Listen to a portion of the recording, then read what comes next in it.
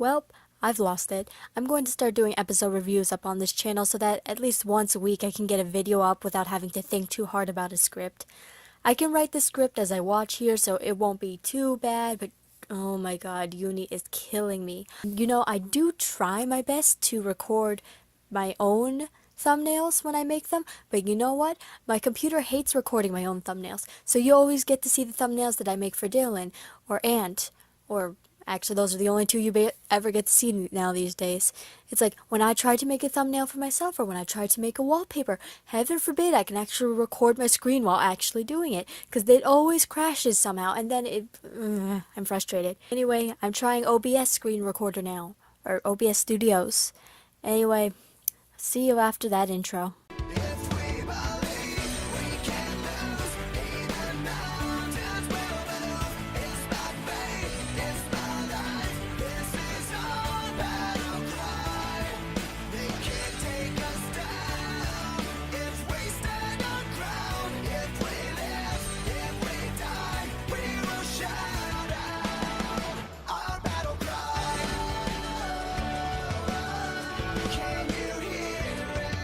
Okay, since I've never done one of these things before, I think I might as well put down my thoughts on the opener.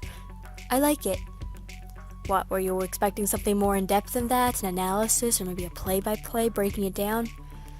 Okay, I'll give you something. Here are my thoughts. Even though VRains is somewhat of a darker show, the VRains opener still uses this new generation's color schemes, or I guess you know how with Zale and with Arc 5 you have these very bright shows? Well, VRains does that too, except it's not as, but VRains does that too, but it's not so dramatic. I think this opener is the greatest balance of bright on dark, which if you take a look at my channel in night mode, which you should totally do because night mode is the way my channel is meant to be viewed, you know that I love bright stuff on dark colors. Also, the music is really catchy, the visuals are appealing. After I watched the opener the first time, at first I didn't really like this song, but then they get to the part with the access the data store, and I'm just like, yes, I need this in my life. Now for the actual episode. So this episode starts out on the catchiest, most badass guitar riff I have ever heard in a Yu-Gi-Oh show.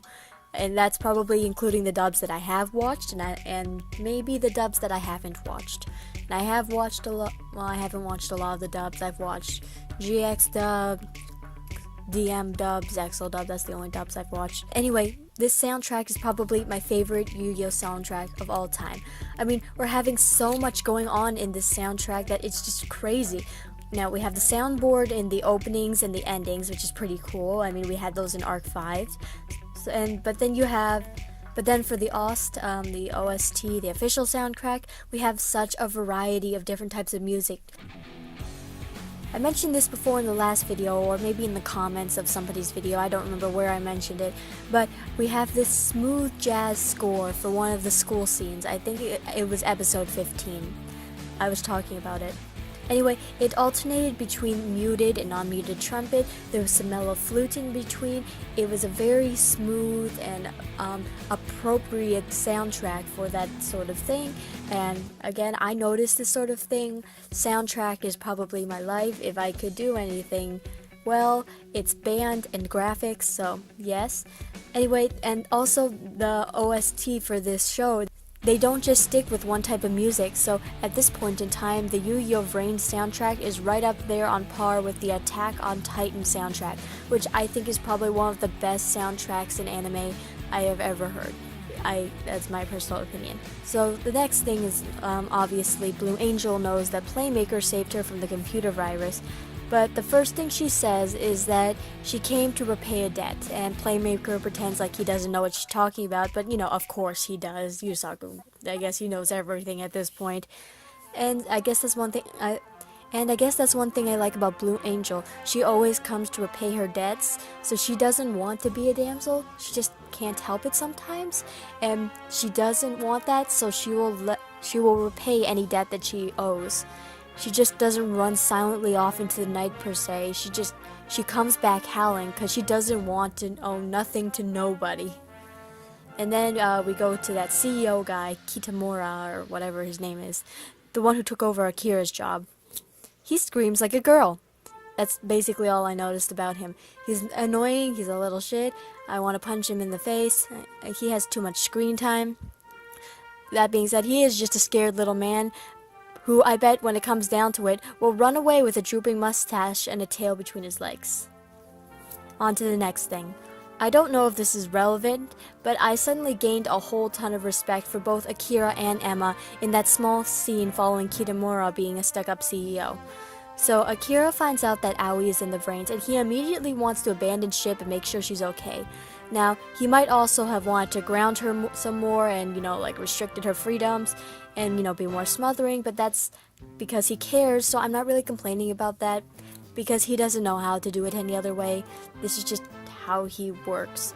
But then Emma says this, and she says Aoi isn't a kid, and that makes Akira stop. And I don't know what it is about this scene, but I really enjoyed it. Maybe I'm jumping to conclusions, but I think it might be a starting point for Akira and Aoi, and also Emma recognizing the excellence of others. Anyway, moving on. Speed duel! First things first, the graphics around Blue Angel are phenomenal. You're probably gonna get tired of me saying stuff like this because I have stressed the graphics in every VRains video I've ever done. But if you want someone who talks about plot, characters, major overviews, ships even, go watch Dylan or Ant. I analyzed different things: the data storm, the abilities, the hacking, the science, the score, the probabilities, and the graphics. And again, the graphics were great. If you take one look at my profile, Splash anime graphics are my area of expertise, and in that duel they were using that type of graphic style a lot. And as for her Link summoning circuit, it was pure Splash geometric graphics, which is one of my favorite styles ever. If you look in the thumbnail, I used her Link summoning background as the background of it because I really enjoyed it that much. It was grungy, it was bright, it was color over darkness, and maybe some people don't like that stuff, but that's my style of anime art, so it draws me in right away. That's the way I make anime graphics, or how I edit them, I suppose I should say, since I can't draw for shit. But that's kind of my style. It draws me in, and I really liked it. Yeah. And next thing, even the way Blue Angel sets her cards is cute. She just sort of floats it off into the air. It's kind of cute. Next thing, for the first time, okay, if you remember when I speed reviewed the first 15 episodes of YGO VRains, I made a joke kind of what is Link summoning? What the hell is Link summoning? What even is Link summoning? Who is going to understand Link summoning? But in this episode, for the first time, I think they're really starting to explain Link summoning just a little bit better. Now, it's still a little bit to take in, but they did show the diagram showing the links.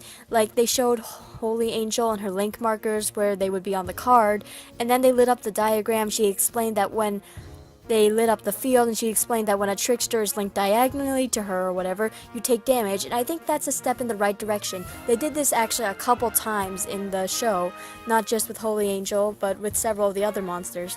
A couple more episodes like that, and with a couple more bits of explanation, people who don't play the card game or are too lazy to research it will finally begin to understand what Link summoning is. Because I know a lot of people are really confused about how it works and how the new playing field works, but there is very little content in the show actually explaining how it works. And even in the newer episodes after episode 13, people are still confused, at least the people who don't play the card game. I had to look it up. I looked up how to Link summon and how the new field works, so I understand it, and I have a greater appreciation. But when I first started watching VRains, I was confused as hell, and I realized that they didn't explain it any better. Like, I don't know how long it took me to understand how to synchro summon, how to Xyz summon, how to do fusion summons, but it didn't take this long. And people are still confused. I know I wasn't the only one. I know I have comments, because holy crap, I have comments. But I've had commenters mention that they don't understand Link summoning. And if you don't play the card game and you don't take the time to look at the rules, you won't understand it. But I think that they're getting better with the explanations. And maybe by episode 25-ish, I think most people who just watch the anime for the anime's sake will understand Link summoning. The same way that they understand advanced summoning, fusion summoning, synchro, and Xyz. Anyway, that's what I think. It's better late than never. Okay, I wrote a speed review for the last episode, and I was poking fun at Tentacluster because they low-key reminded me of the Parasite Fusioners in Arc 5. But I don't even know if I can joke about it anymore. Those things are gross. I kind of love it and hate it at the same time. The sound effects really make it. Ugh. But the fact that Blue Angel looks completely not worried just had me grinning right through the entire thing.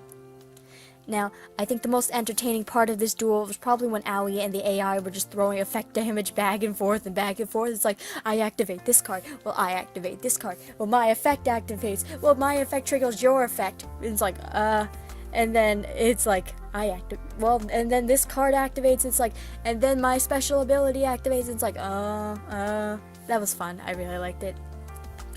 But then we move back to Playmaker. Boo, go back to Aoi. I mean, I love Yusaku as much as the next Rabbit fangirl, but we can see Playmaker at any time. He's the main character. We're gonna get back to him again. Aoi needs more screen time. More Blue Angel. Almost done.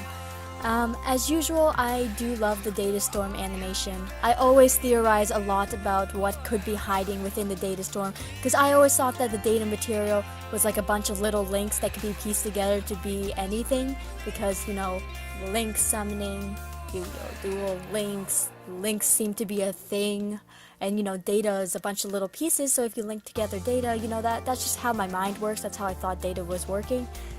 Anyway, I was talking to someone over on Discord, you know who you are, and I blubbered that my theory was that the Data Storm was actually made of forgotten memories, specifically Yusaku's and maybe Revolver's, maybe the 6 children in the woods, and that's why they can't remember, because their memories were turned into the data material or something, and that is why they can use Storm Access, at least Yusaku can, and then Revolver can. In this episode's Data Storm, it showed a lot of shadows hiding within the blue Data Storm. It's a blue one now. So, as always, I think that the storm and the material itself has infinite amount of potential. The Data Storm is probably the most exciting thing about this show for me. I mean, the characters are fine, the plot's fine. I mean, they recycled the I forgot my memory sort of thing. They use that in like every Yu-Gi-Oh show. But the Data Storm, I think, is a very interesting storm of potential, I guess you could say. For this show, the Data Storm is the most interesting thing in the entire show for me because it's so ambiguous. The Data Storm could be anything because, data can be anything. And just like data, the storm has the potential to be basically anything. I mean, you can get cards out of it, you can get monsters out of it. Who knows what else you can get out of it. I hope that's a plot point they work on, because literally the Data Storm is like the most exciting thing. That being said, today's Data Storm was kind of boring, but Okay, I'm gonna move on before I go on another data rant. In fact, I think I just went on a pretty long data rant. Yeah, Akira is about to challenge Playmaker to a duel. I checked the preview. The next episode looks really intense, so I can't wait. And I think that was my favorite Yu-Gi-Oh! VRains preview of all time so far, so very excited. Anyway, those are my thoughts on the episode. It was an okay episode. I would have liked Blue Angel to take on both AIs by herself, but what can you do? At least she didn't lose. I mean, because the way she entered the scene, it was like, I will be the one to face Yusaku, or not Yusaku, Playmaker. I will be the one to face Playmaker, and I will be the one to defeat him. I thought she was just gonna, slam both of them down right there and then. I would have liked to see them tag duel as well. One or the other, not just one of them dueling one of them and then the other one dueling the other AI, because, I'm tired of Yusaku. I mean, I don't know, I like Yusaku, I really do. I mentioned this once before. I don't like it when the serious guy is the main character.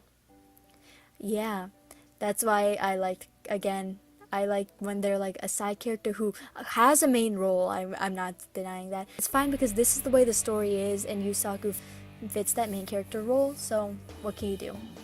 Anyway, that's my episode 17 review. I'm gonna start doing reviews on this channel. Thank you for watching as always. Leave a comment below. What do you think? What did you think of the episode? I always love hearing from you. Leave a comment if you have any ideas for Yu-Gi-Oh videos, because I'd love to hear them. And That's it for today. Thank you for watching. Mya out.